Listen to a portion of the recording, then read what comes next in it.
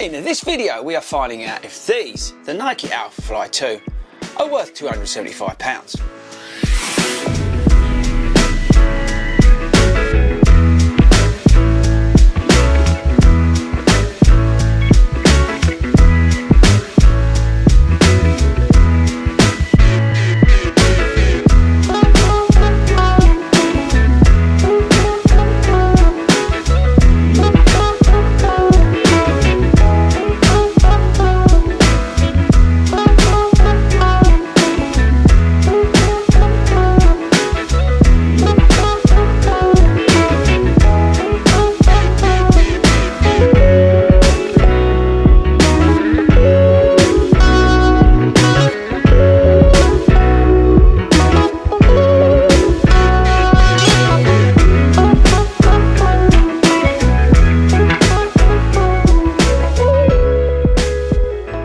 What is up everybody, and welcome to a very sweaty 40 runs. I've literally just finished my run, showered, changed, and I thought we'd film this video right now after I've just done my first run in the Alphafly 2.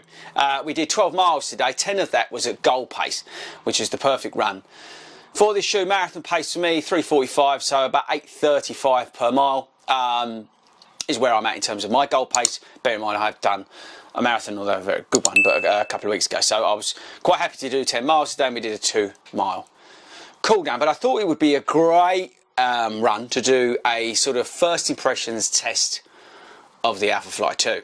So this video is actually going to be split into 4 parts. You might think, what? Is he going mad? No, 4 parts, people, and there's a reason for it.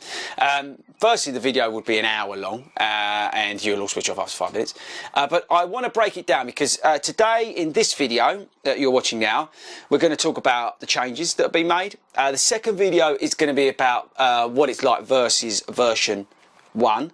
The third video is going to be versus the Vaporfly 2. And then the fourth video, because I'm really going to get my money's worth out of these shoes in terms of creating content, is going to be summing it up and actually answering the question, is this shoe worth £275? Now, just a bit of a spoiler, I bought these shoes myself. These are my own money. I actually sold some shoes out of the garage to help fund £275 for these shoes. I wasn't sent these because I'm some journalist or anything like that. I've got no affiliation with somebody who sent me these. These were bought myself. I got them after the release date in terms of, so I didn't have them previous or signed an NDA about the shoe. So again, as always on 40 runs, and to be honest with you, even if I had, I'd say what I want anyway. Okay, right, so first part, what is this shoe in terms of difference and what it was like today on that 10-mile run? So let's get into the stats and features quickly first. So I think the biggest thing for me is the sort of unsculpting of the arch. It's really noticeable versus version 1. Say tomorrow will be, or whenever it comes out, it might come out on Monday actually, is the sort of lessening of the impact of the arch in the shoe. You do feel it in version 1, and these straight out of the box today, I noticed, well, I didn't notice the arch. That's one key thing for me. The other thing that I noticed is the sort of plushness. I know it's a strong word for a marathon racing shoe, but they've definitely improved the feel and comfort in the heel section versus the previous version. So it was definitely more comfortable in the heel. The shoe has an 8mm drop according to Nike instead of the 4mm drop on the first version. I wouldn't say I noticed it that much, but I'm not that sensitive to drop, I would say, versus some other people.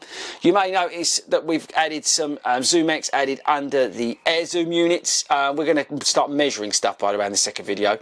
But they've added versus version 1 some ZoomX in there, which has actually made the shoe quieter, which is good news. I don't know about you, but if you're in a race, you know when a pair of Alphaflys are coming your way because you hear them. We've got Atom Knit 2.0 on the shoe. We've got a much improved outsole, which I think is really going to help with the durability of the shoe. They've got rid of the sort of the waffle effect on the front and got rid of that really thick rubber here, and you can see where it's spaced out. And they've also carved out areas to reduce the weight, which is good news. You can see the exposed carbon plate in there, full-length carbon plate. Stack height still remains of about 40 mil in the heel, so it's borderline legal. You've got the famous Zoom X midsole. If you've never come across a pair of Alphaflys before, this is their P-backs, highly sprung, highly sort of powerful energy returning midsole that they stick in the shoe. We've got rid of some of the overlays on the top, and that's probably about it in terms of stats and features, apart from the weight. Now this shoe is weighing in at, if I can see it, no, hang on, 8.7 ounces. I've got the scales down here, and that is, what's that in grams? Hang on, probably should have done this on my desk. 246. Now version 1's going on the scales. 236. Hang on a sec, I'm going to redo this. Right, I've got the scales on the desk because I'm not confident about the weight. So 248 UK 9.5 grams is 8.7 ounces, I think. Yeah, 8.7 ounces version 2. 8.7, remember that? 8.45 version 1. So small increase in weight, but you know, it's not noticeable at all. Okay, so I think they're the main changes. As I say, we'll come into more detail in the second part of this 4-part videos that we're doing in terms of detail, weights, and measurements and all that kind of stuff, and really looking at the uppers and stuff like that. But the biggest thing I would say for the shoe, and it carries on from version 1, is the ability to hold pace. This shoe, the Alphafly, is an absolute monster when it comes to holding goal pace. I've done 4 marathons, maybe more, in the Alphafly now. It might be more than that. And each of them, actually it's probably more than that, but each of them have really served their purpose well in terms of holding goal pace. I likened it before, the Alphafly, to a big SUV like a Porsche Cayenne or something like that, or you know, like a Bentley Bentayga, where it's just an absolute animal at holding like speed over a long distance. So you'd like jump in it and drive to Spain, for example, but you do it very comfortably, but you would just like do it at 200 miles an hour. This is what the Alphafly is like. The Nike Next Percent is more like a Ferrari, you know, or a McLaren, which is just out and out speed. But the Alphafly is actually a comfortable place in which you can hold speed over the longer distance. And it just eats miles, this thing, for fun. It is an incredible achievement what they've done in terms of engineering with the shoe and building it up in the right places, putting the pods at the front. I don't personally notice any difference between the Zoom X being added to the front of the shoe. Yes, you get that fantastic step-off feel. I've said it before, you get the bounce here, you get the plate that takes you, and then you get the sort of firmness there that then transcends the motion of the plate as you go through your stride. But the setup is an incredible thing, what they've achieved. The upper is breathable, but the upper was breathable on version 1. The important thing here, for me, is that they haven't ruined it. They haven't gone to town and made it worse. They've not put a too thicker upper on it. They've not played around with anything too drastic to sort of over improve it. They've kept the ethos, the sort of ingredients all the same.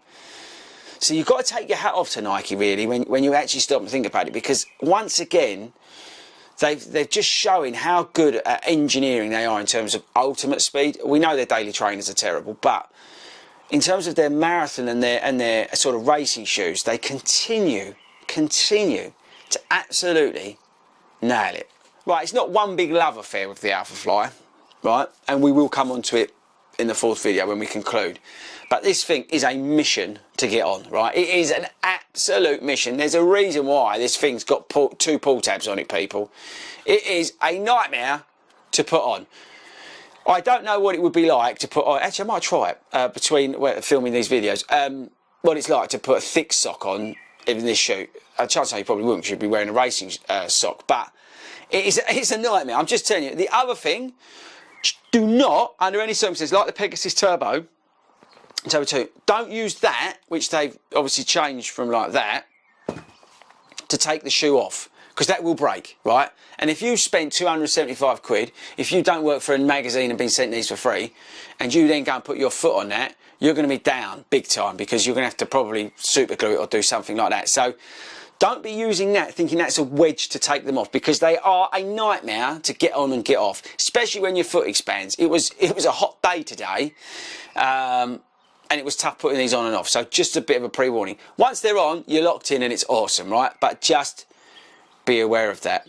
The other sort of downside is obviously the price. And I say, look, we'll come on to that in the sort of sum up video. So it's not a massive love affair with the shoe, but after today, it just sort of re-emphasises to me what an incredible shoe the Alphafly is. I'm lucky enough that, you know, a couple of weeks ago I was in these at the Edinburgh Marathon, and I was again, you know, seeing what the Alphafly can do at first hand, and taking, you know, the shoe out today. It just re-emphasised what I already love about the shoe, and proves why it is my go-to marathon shoe.